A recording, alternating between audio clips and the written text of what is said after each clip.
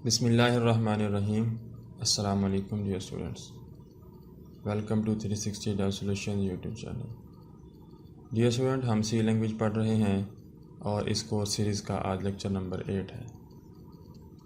पिछले लेक्चर में हमने देखा था वेरिएबल डिक्लेरेशन, डेफिनेशन, और आज के इस लेक्चर में हम देखेंगे rules for naming a variables, कि अगर हमने किसी वेरिएबल का नाम रखना है तो उसके लिए कौन कौन से कवानीन हैं। तो चलें आज का लेक्चर शुरू करते हैं।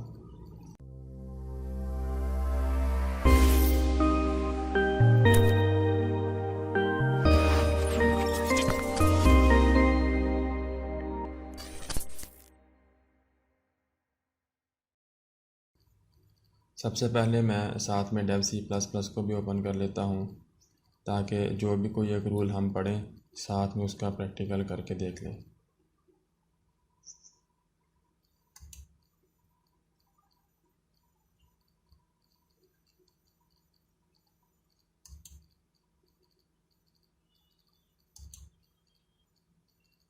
ये एक सिंपल सा प्रोग्राम है जिसको अब तक हम देखते रहे हैं और जिसके ऊपर हमने छोटे छोटे कुछ प्रैक्टिकल्स भी किए हैं।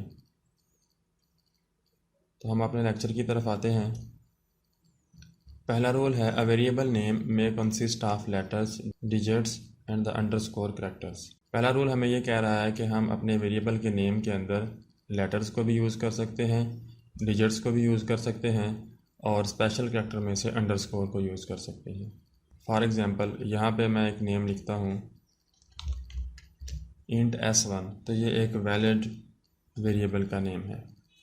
अगर इसके अंदर मैं अंडरस्कोर यूज़ करना चाहूँ तो भी कर सकता हूँ। इंट S1 अंडरस्कोर D, ये भी हमारे पास एक वैलिड वेरिएबल नेम है। अब हम दूसरे रूल की तरफ आते हैं। A variable name must begin with a letter. Variable का जो नेम है वो लाजमी किसी ना किसी लेटर से स्टार्ट हो। इसके अंदर दो ऑप्शन आपके पास होते हैं, या तो आप किसी लेटर से स्टार्ट करें या फिर आप अंडरस्कोर से स्टार्ट करें, यानी आप शुरू में डिजिट नहीं दे सकते। अगर यहाँ पे मैं लिख दूँ 5 तो ये इनवैलिड वेरिएबल नेम होगा। वैसे तो हम वेरिएबल के अंदर डिजिट्स यूज़ कर सकते हैं, लेकिन स्टार्ट में नहीं यूज़ कर सकते। इससे पहले जो मैंने वेरिएबल नेम लिखा था, मैंने लिखा था S1। ये जो 1 यहाँ पे लिखा था यानी स्टार्टिंग करैक्टर मेरा S था, इसलिए वैलिड वेरिएबल नेम था। अब मेरा स्टार्टिंग करैक्टर है वह 5, इसलिए ये वैलिड वेरिएबल नहीं है। यानी हम वेरिएबल का नेम डिजिट से स्टार्ट नहीं कर सकते, किसी अल्फ़ाबेट से कर सकते हैं या फिर अंडरस्कोर से कर सकते हैं।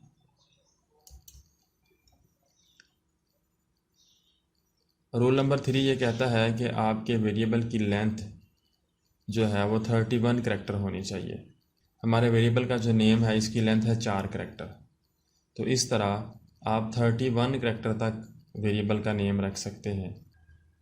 अगर आपने 31 से ज़्यादा करैक्टर लिखे वेरिएबल के नेम में, तो फिर पहले जो 31 होंगे उनको as a variable name consider किया जाएगा, जो उससे इजाफी होंगे उनको स्किप कर दिया जाएगा। रूल नंबर 4 है कि upper case and lower case are significant. यानी हम यूँ कह सकते हैं कि सी लैंग्वेज जो है वो केस सेंसिटिव है। अगर आपने सेम दो वेरिएबल लिखे हैं, एक के अंदर आपने कैपिटल अल्फ़ाबेट यूज़ किए हुए हैं और दूसरे के अंदर आपने लोअर केस यूज़ किए हुए हैं, तो इन दोनों को अलग-अलग माना जाएगा। मिसाल के तौर पे अगर मैं यहाँ पे लिखता हूँ सम, यानी मैंने एक वेरिएबल डिक्लेयर किया इंट सम के नाम से। अब नीचे मैं दोबारा एक और वेरिएबल डिक्लेयर करता हूँ, तो इन दो वेरिएबल्स को अलग-अलग तस्वर किया जाएगा, क्योंकि इस दूसरे वेरिएबल के अंदर मैंने एस कैपिटल लिखा है। पहले वेरिएबल के अंदर तमाम अल्फ़ाबेट्स स्मॉल थे और इस वेरिएबल के अंदर पहला अल्फ़ाबेट हमारे पास कैपिटल है। एक बात और याद रखें कि आप सेम नेम के वेरिएबल डिक्लेयर नहीं कर सकते। मिसाल के तौर पे पहले मैंने ये सम डिक्लेयर किया था, तो इसी तरह मैं यहाँ पे स्मॉल के साथ ही सम दोबारा लिख दूँ तो ये वेरिएबल इस तरह से डिक्लेयर नहीं हो सकता। और इसी तरह अगर आप फ्लोट में भी लिखना चाहते हैं, यानी वेरिएबल की टाइप चेंज होगी, तो भी हम सेम नेम वेरिएबल का नहीं लिख सकते। अगर यहाँ पे मैं सम लिखूँ, यानी ये इंट टाइप का है, इसको हम डिलीट कर देते हैं। ये हमारे पास एक वेरिएबल इंट टाइप का है, दूसरा फ्लोट टाइप का है। दोनों के नेम सम और सम, ये गलत होगा। हाँ, अगर इसका मैं एक जो अल्फ़ाबेट है इसको कैपिटल कर देता हूँ तब ये दो अलग-अलग वेरिएबल कंसीडर होंगे। इसको हम कहते हैं केस सेंसिटिव, यानी सी लैंग्वेज हमारे पास केस सेंसिटिव है। आप एक करैक्टर भी इसका कैपिटल लिख के इसको दूसरे से डिफरेंशिएट कर सकते हैं, या फिर आप इस तरह कर दें कि इस वेरिएबल का सारा नाम ही कैपिटल के अंदर लिख दें, तो भी ये अलग ही माने जाएंगे। रूल नंबर 5 है कि आप रिज़र्व वर्ड यूज़ नहीं कर सकते वेरिएबल नेम के लिए। रिज़र्व वर्ड होते हैं कि जो पहले से लैंग्वेज की तरफ से वर्ड डिफ़ाइन कर दिए जाते हैं किसी ख़ास मीनिंग के लिए। जैसे कि आपके पास फार लूप है, वाइल लूप है, डू वाइल लूप है। इनमें जो कीवर्ड इस्तेमाल हुए हैं फार, डू, वाइल, अब इन कीवर्ड्स को हम बतौर वेरिएबल नेम इस्तेमाल नहीं कर सकते। इसी तरह इफ़ एल्स है, इनको भी हम बतौर वेरिएबल इस्तेमाल नहीं कर सकते।